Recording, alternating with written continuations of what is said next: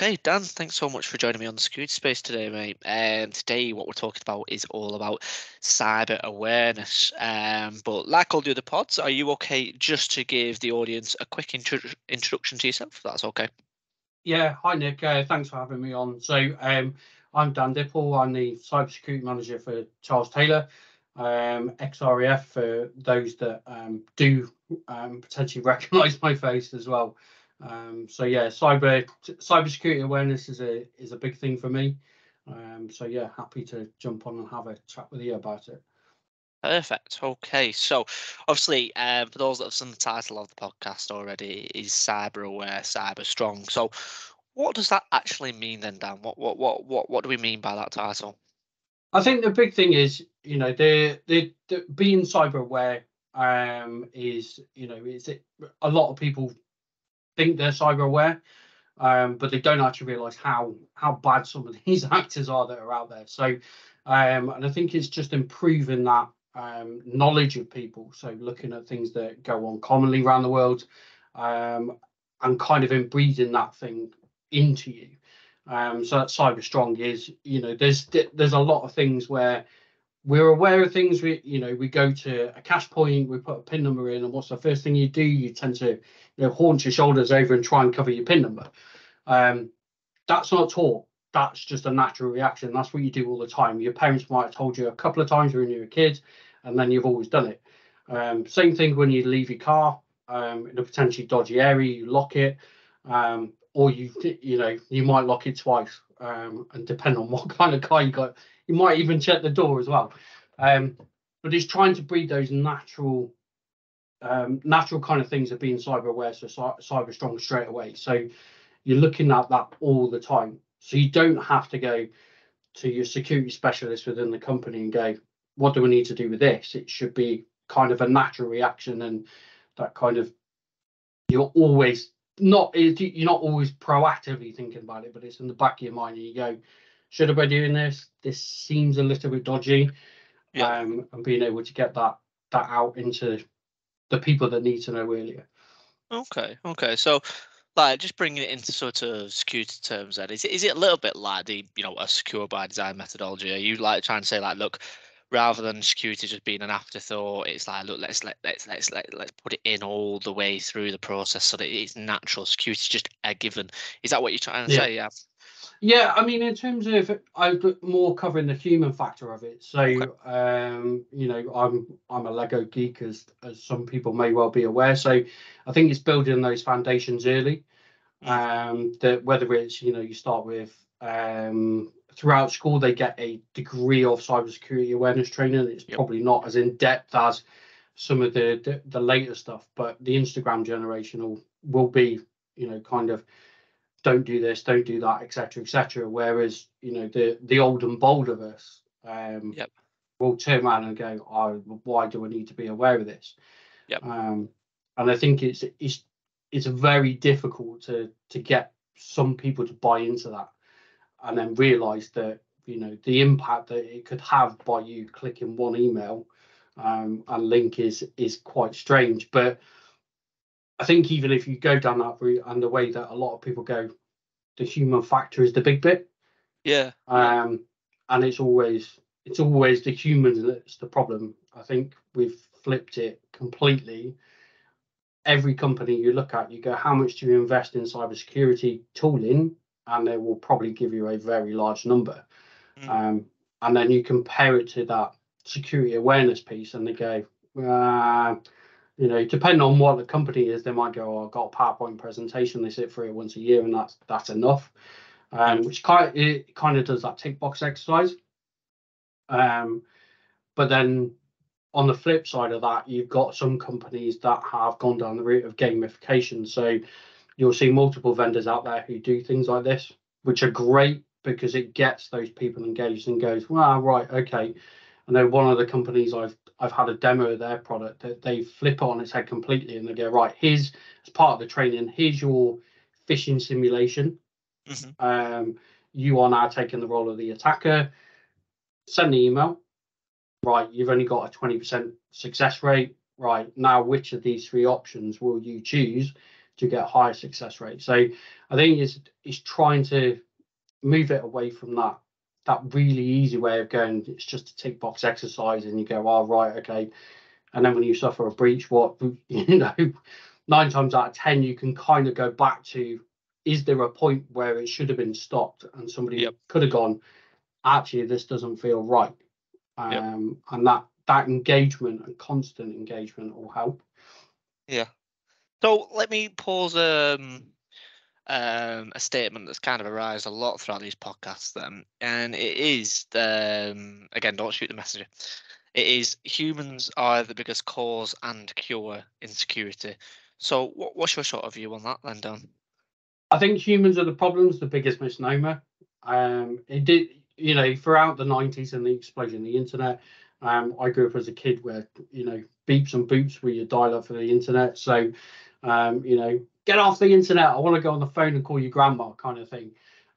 Whereas there was no kind of, everyone heavily invested in antivirus and things like that. So, McAfee, AOL, Symantec, all that sort of stuff exploded massively. And that's where we invest, because we go, technology is always the problem. Well, technology, even the attackers are going, technology is not the problem. We know it's not the problem, because 9 times out of 10 it will catch us. Now we're looking at how easy is it to socially engineer someone, how easy is it to potentially get, compromise an account is a lot easier. I mean, you look at Uber, when that happened, and when you look at the fallout from it, yes, obviously from a security perspective, we're all going, oh no. But then when you bring it all the way back to the basics, and what's happened is a user was getting spammed for MFA all the time. And rather than going, well, I don't, yes, they use the IT side of it, but rather than going, no, I'm not giving you my MFA code, which would have been part of that awareness training. Again, there's a lot of stuff on that where you go, yeah, we forget it over a period of time. But the MFA side, you go, let's do, what was their security awareness around MFA?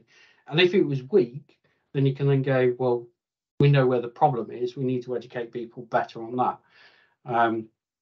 And it's, because we've invested so much in the tooling and the technology, we've often forgot that the humans are not the problem. They are the solution to it, because ultimately they're the people that are working with your data day in, day out. And I think it's about trying to turn those people and make them think, not that they own the data, but, treat it as you would, it's your own front door. We've got all the doors. Why have we not locked them? And that's kind of one with security awareness training. I think a lot of people in the human factor, they go, yeah, the humans are always a risk. And you go, yeah, but what are we doing to try and stop that? In that sense. Yeah. So what sort of positive impact can humans actually have when it comes to, security awareness, rather than us being like, like sometimes Jenny in HR, for example, oh God, like she's clicked on, 3 phishing emails this month, you know what I mean? Like, rather than having that mindset, how can we actually kind of use our people in our companies as a proactive measure rather than a reactive one? I think getting those security champions out there is really key. And especially in, the kind of higher levels of the business, where people will go, oh yeah, whatever, kind of pay lip service to security. One of the ladies in our company who's like, I'm an old dog, you can't teach me any new tricks, etc., etc. That kind of thing. And I sat with her, because she obviously receives quite a lot of emails on a daily basis, and I went, right, I can see 2 there pretty quickly that I think are suspicious. And she went into them and she was like, oh, why do you think they're suspicious? And I went, I'm not going to do that. What I'm going to do is, because I know you've done the awareness training, is to go, what do you think's not quite right about it? And I had that conversation with her, and it was really good. And it was sort of, 10-15 minute call. And at the end of it, she was like, oh, thank you very much. And I thought, right, that's it. I've done what I can in terms of that. But a week later, she then rings me again, and she goes, can you just check that I am not going insane? This looks suspicious. And I went, right, let's jump on a call, let's talk it through again. And I talked it through, and I just took a step back and I went, why do you think it's dodgy? We then obviously spun off an investigation off the back of that. Mm. But it was the ability for her to go, a week ago, I taught you Yep. markers. And then this week, you've then gone, all these flags are showing up for me, Dan. Yep. What can we do? And that's that positive impact of going, you know what, your security team are actually there to help you. We don't want to be the dog in the corner that's ready to bite. The big thing is to educate people. Yep. We'll never learn everything. And anybody thinks that they have learned everything, potentially not. I mean, humans Yep. are a very, very strange beast at the best of times. We're all completely different. So, and I think that's the way you do it. Once you get a security champion who goes, actually, go and speak to them, they'll be able to help you out, or they might have another way of doing it. That's maybe more secure, or meets whatever policies that you're looking at doing. So, and I think that's the big thing is, the humans are there to be a positive effect, and if you can get buy-in from a couple, then they have a chat over, depending on where you are. Obviously, a lot of people are still working from home. That you can then go. They're stood at the water cooler or having a coffee and going, oh, I had a great chat with Dan the other day, etc. He talked to me about this and blah blah blah, and I actually learned something, but then I've put it into practice this week and I've identified something early, which may be part of a bigger bit. And it's things like when people go, oh, it's just a phishing email, but I report it, and you go, it only takes one person to report it, but it could be the entire company's been hit with a phishing campaign. And that one person that reports it may be, oh, look, we've got, Charles Taylor's about 4,000 people. We've got 4,000 emails from this phishing campaign. What do we now do? We can then go in and purge, but it relies on that person going, here's the phishing email.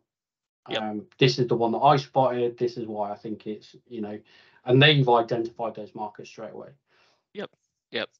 So, and just to be quite cynical, to put a cynical mindset on it, obviously that's a lot of your time that you invest in sort of like one person, and I know you've got your other responsibilities as well as your BAU. So, is there a more sort of holistic approach, or is that besides the point? Is that why we're kind of falling a little bit behind in terms of cyber awareness, because it's not one of them that you can just do a flagship, this is your cyber training, go away? Do you have to give that one-to-one? It's just like the pros and cons of time, cost. I mean, the one-to-one side of it is great. It's absolutely great because it gets your name out in the business, and you build those relationships with people, and they may be in departments you never ever think you're going to work with again, but chances are you probably will. But it's that you can't that kind of big bang explosion where you go, well, yeah, here you go, here's all the information. Expect people to retain it. It's not going to happen. There's been mountains of psychological studies that have shown that. But again, I think it's how you then bring that in. So a lot of platforms are moving to the route of more granularity. So smaller training videos, rather than being like an hour long, it'd be like, oh, are you sure you meant to do this? Or you've clicked on this phishing link. Here's a 2-minute video with a little quiz at the end so that you understand it, etc. So there's multiple ways of looking at it, but I think the big thing is, rather than kind of shutting the doors and going, no, I don't want your questions. I think being able to afford them that actually says, do you know what, they care a little bit about what's going on, because they call me paranoid, but it's kind of that ex-military factor of, I know how bad these guys can be, and it's whether or not you don't want to scare them into it, but also you want to go, this is what could potentially happen afterwards, and talk them through it. So yeah, the overall sort of cyber direction has got to come from the top, whether that's C-suite, whether that's owner of the business, depending on how big or how small you are. Is if you educate the people early, it's a lot easier for you. And it's the other question that then kind of spins off that is, who drives it? You go, is it HR? Is it the infosec team? Is it other parts of the business? And you go, that's where the perfect collaboration comes in. You go, here's your security team. We want to improve and reduce the risk. But as part of your benefits package, which is what it is really, is you don't use the cybersecurity awareness just for in work. You will use it at home. So the natural thing is, anyone who's got a free email account, go and have a look in your spam box. I think I've had about 500 today alone. And that's just, at some point my email has been breached or it's been on a leak list somewhere. Right. But, a Hotmail, a Gmail account doesn't have the security products on top. Yep. That a business does. Yeah. So it's kind of one of those where you go, you may not see it as often in your inbox, but when it comes to your personal email, you're probably going to see a lot of that, and you can look at it and go, right, I can see the markers that I've seen at work, Yeah. but also the ability to share that content with everyone. Yeah.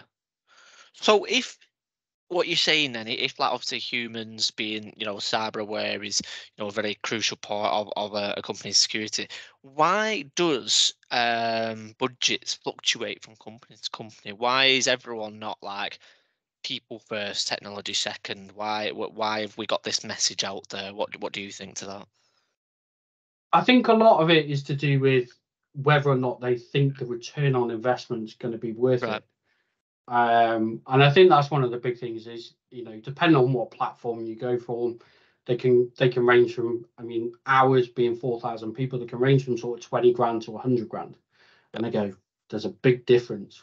But what you get is in that capability. So you look at things like that and you go, is it worth the 100 grand investment? Well, if you look at the stats and how much a breach could potentially cost you at the moment, it's in the region of $600,000 per instance. So if you then work that back and you go, well, what does that equate to? Well, that's 5 years return on investment straight away. And that's only one breach. Yep. If you're in an industry that's heavily targeted, insurance tends to be that way at the moment because there's ready cash available, is the perception. That you will go, well, how many people do you reckon I can get around this business? Yep. So if you suffer 2, 3, 4 breaches a year, you're looking at 10, 15 years worth of cybersecurity awareness training. And then when you investigate and go, what was the root cause of it?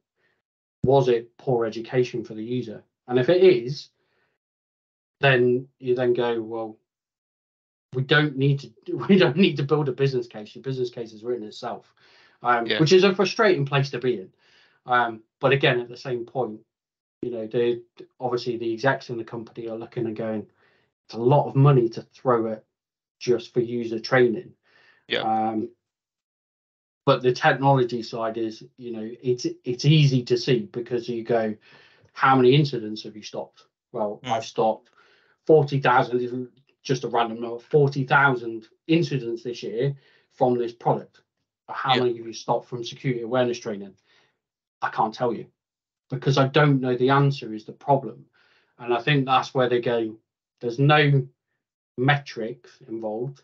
So you can't justify it to, if you're privately owned, you spent £100,000 on security awareness training. What have you got off the back of it? And you go, well, actually, the number of breaches and money paid out is significantly low. That's the only way you could do it. But without going back over historically and saying, last year we had, say, I don't know, 10.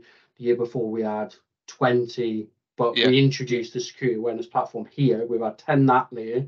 We've now got 5 this year. You then go, well, you can see the decrease. And that's 600 grand a time. It's £300,000 you've saved. It makes perfect sense. Firstly, obviously, you've got to speak in their language, haven't you? To obviously, like you say, the ROI on it has to be there. But then, secondly, in a weird way, it is what you say. It's kind of like they need you to. Again, it's with security. It's like you don't know until it's too late. So let's just say a company gets hit in year one, and then if you invest all this money in the training, and then you don't get hit in year two. It's not a like for like. You just might not have just been hit the same way. But like you say, it's probably a logical assumption that it shouldn't be that way. I know what you mean, but we're on this side of the fence. But yeah, I completely understand what you're saying. So What is then the sort of cost to sort of the people in the business by not receiving any sort of training? What do you think? I think I mean, you look at it when, I've seen where obviously people are click links, etc., and they go, oh, bloody hell, like they feel like they've done something wrong, and that's their natural kind of, oh, I've done something wrong, etc., etc. You're like, well, no, you haven't. You look at the world where it used to be, you know, 5, 10 years ago, for argument's sake, it was like, don't click links, don't open attachments, don't do this, etc. And you go, what happens now? Like the whole world has almost gone to cloud pretty much. So you go, well, where are your documents? Are in this link, this hyperlink, which may go to SharePoint, it may disappear off to a C2. You don't know. And I think that's the problem, is it's very, very difficult to turn around and say, this is what it is straight away. And they automatically go, oh, no, heads in hands, I've cost the business a load of money. And you go, Yeah. yes and no, but what's the impact for you? You shouldn't be scapegoated for the fact that you've done it. Two things for me that it kind of it brings out is there's obviously there's a gap in the tooling, or there's a Yeah. gap in the coverage, and you've highlighted that. Warranted, we didn't want it to be highlighted, the fact that there was a gap in the coverage, but at least we found out where the hole is. And the human risk is people may, they may turn around and think, oh God, everybody thinks I'm useless, etc. I'm really struggling with it. We've all seen it over the years where, there's obviously catfishing is quite common, and everything else, where you see it in the newspapers pretty much every week, is somebody else has gone, oh yeah, I've sent all my life savings to some person in Turkey, thought we were going to get married. And then you go, but why would you not do that? And then that goes back to that initial thing of, if they're cyber aware and they're at that point of cyber strong, they then go, well done, why, like, I've never met this bloke, why am I sending excessive amounts of money to him? Why am I paying for flights to this place or paying phone bills? And it's very, like, it's quite easy for us to turn around and say, well, you shouldn't have done it. But that's not the way to approach it. Is how have they managed to get to that point where they're asking you for it? And they target their victims very well. Yeah. So, and they, for some people it may be, it completely destroys their lives, whereas others it may well be brush it off as happened. Yeah. Everybody clicks links, everybody opens documents at the moment. It's just being aware of what you can do to stop it. Yeah. And the potential human side of it is ridiculous. We've seen some people where it's got so bad they've taken their own life and things, because it's literally the whole world's collapsed around them, because they've gone from having, a nice house that they may have paid off, nice car, etc. They've got money coming in, and then the next thing they know, like they've remortgaged their house, they've had to sell their car to pay off all these massive debts they've got, and they've gone, what's the point anymore? Yeah. So I think that's the big thing, is that there are massive extremes, but the day to day will be the impact on them mentally is to go, Yeah. I can't believe I fell for it. And you're like, the whole world at the moment runs on links and opening files, etc. So for you to be one of the, I mean, if you look at it, there's probably 10, 15 billion emails a day. You are one of an unlucky number that have done it. And I think that's the way to approach it. Say, look, it's not your fault. It's just highlighting gaps in things, and things that we might need to educate people better on. Yeah. And I think that's the way to approach it, rather than going and jumping on top of people, because ultimately what's the next thing they're going to do? They'll never engage with security again. Yeah. They'll get their walls up. And you don't want that. What you want to do is go down that education piece and say, look, kind of put an arm around the shoulder and go, here we go, look, it's not as bad as you think. Yes, you've made an error, everybody does, but how can we potentially in the future, if you're targeted again, you then come to us and say, look, I've seen this, can you just double check? I'm not 100% sure. And I think it's building that bridge between the two, because there is a massive gap, I think, with some security teams. where they are very much like, no, this is how you do it. There's no deviation whatsoever.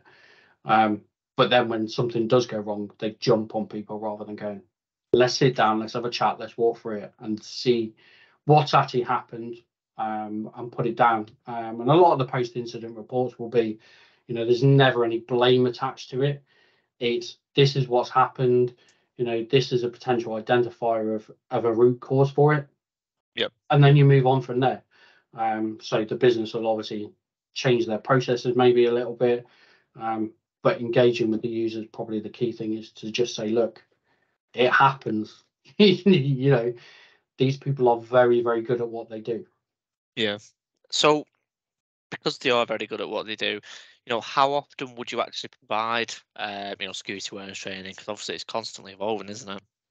Yeah, and I think that's another one of those that is contentious. We in the military used to do it once a year. Yeah.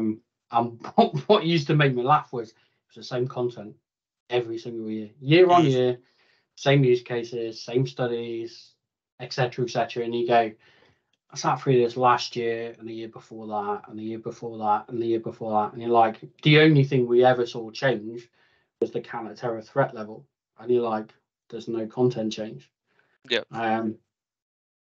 But I think is that constant incremental stuff where 90% of users theoretically shouldn't need that additional cybersecurity awareness training or past the baseline. So you give them a baseline of training. So rather than going, here's an hour, sit down and go through it, and a lot of the policies that you have to write have to be more granular now, because people go, well, there's a grey area, and you go, right, okay, we've got to close that grey area, and then it makes the policy longer, and you're like, nobody wants to sit there and read like a 400-page document on security, and you go, well, how do you break it down so it's nice and easy? And I've had platforms where it's been done on Moodle, and I'll be honest, I'm pretty sure most of the people watching a podcast will do the same, as you get there with a mouse and you go, blast it as fast as you can, get to the quiz, and hopefully pass the quiz at the end. And you go, that's what people do. And I think it's trying to stop people and actually get them to engage. And, one of the things that I've done in ours is introduced a bit of DLP stuff as well. So the DPO team, I've worked with them quite heavily, is to turn around and go, right, well, what's actually the impact of a potential breach, and making people think like that. So added that into the security awareness training, and it's kind of a gotcha, but it also means that anybody that wasn't paying attention won't get the answer, which is what's the GDPR fine if there's a breach, and you're like 4%, 20 million euros. That's ingrained in my head. I don't think I will ever forget that. I didn't think I'd ever be into reading about GDPR, but that's the way it's gone, is being able to look at stuff like that and go, this is what's happening. This is how much it could potentially cost the company for every instance of a breach, depending on obviously the severity of it. But any breach, we've got to report. So that cyber insurers, if there's personal information, it's obviously got to go to the ICO, etc. And quite difficult as well, because we're multinational. I think we work in 85 countries. So trying to get somebody who's based in Australia to go, you need to understand GDPR, and they go, no, I don't. I work in Australia. I don't care. And they go, yeah, but where's all the data hosted? And that's the consideration you've got to look at. And there's all the regulations going around that, etc. And you go, it's an absolute minefield. And I think that the annual basis stuff is, probably should have died a death quite a long time ago. I was going to say, being able to kind of get involved and keeping people out there and up to date. So security newsletters once a quarter maybe. So not just business focused, but look at stuff at home. So vast majority of people now have Amazon Alexas or Google Nest or something like that. Have you secured them? Guaranteed 99% of people have not. Or is it on a separate portion of your Wi-Fi network, and you go, well, don't really care about it, it's fine, it's not a problem. And you go, this is where you have the argument with people. And I think it's that constant education of going, have a look at this. This is, to do with stuff at home. So QNAP network devices, I'm pretty sure if anyone's got one at home, please set fire to it. Because they've had that many breaches in 0 days. I think I lost count at one point. I think they're in the news every week for it. So, but yeah, I think it's that constant engagement and updating people. And if you can get those nudges, as they call them, kind of around the industry of, you shared a file with somebody outside of the network. Did you mean to share it to the entire internet? Because a lot of people, and this is one where the controls come into it, is a lot of people go, well, I just shared it with the default settings. And then you're going, should we maybe change the default settings so it doesn't share with everyone, it only shares with the email address? But you don't find that out until somebody's already done it. Yep. But the good thing is, with a lot of these newer platforms and the way they're working it, is going, nudge, hello, you've shared this information, this PII information with the entire internet. Anyone who's got this link can access it. Did you mean to do that? Or did you want to share it with just the individual that's on the email chain? And the second you click only the person, click yes, it then does all the background work. So the user literally goes, made a mistake, click yes, hit submit, and then just go, right, hit your selection, hit yes, and then it will go and do all the work for you. You know then that you're more secure, but it's nudged you to go, next time I send a file, maybe I'm going to look at things like that. And that's that just in time kind of awareness to go, I've done this, should I have done it? Yep.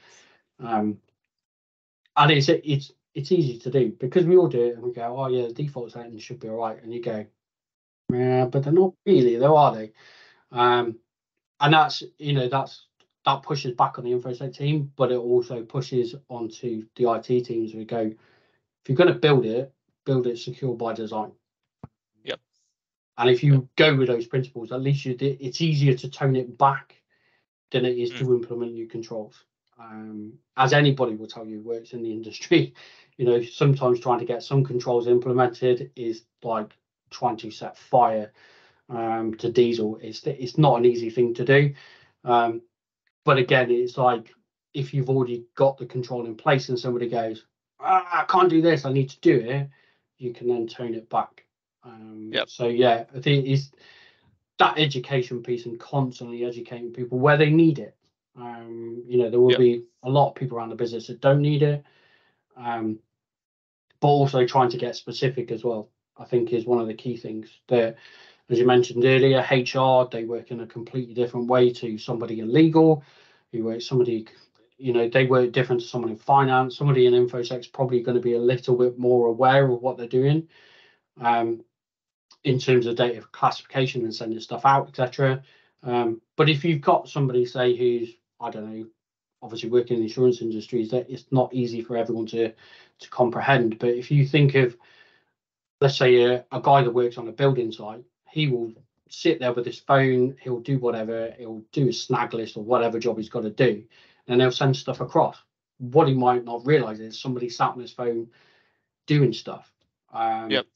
Because that's they don't need to be aware of stuff like that. So yeah, I think it's quite difficult, but yeah, I think the constant training, I think it helps massively. And I think anybody that's had those platforms has seen a change in behaviour, rather than it being cybersecurity awareness again. It's that driving culture where you go, just culture, I think, is probably one way to put it, where you can turn around and say, actually, you've made a mistake, it's not a problem. How do we then go and solve it? We're not here to bite you. We're here to actually trying to help you run the business better and more secure, while reducing the risk at the same time. Yeah, no, precisely that. No, some excellent points raised today, Dan. Thanks so much for obviously joining us on the security space. Obviously, if anybody would like to, ping Dan a question or get some advice, or even dispute anything that you might have said today, then please do just fire your questions into the comments as well. But yeah, once again, Dan, thanks so much for jumping onto the security space. No, brilliant. Thank you very much, Nick, for having me.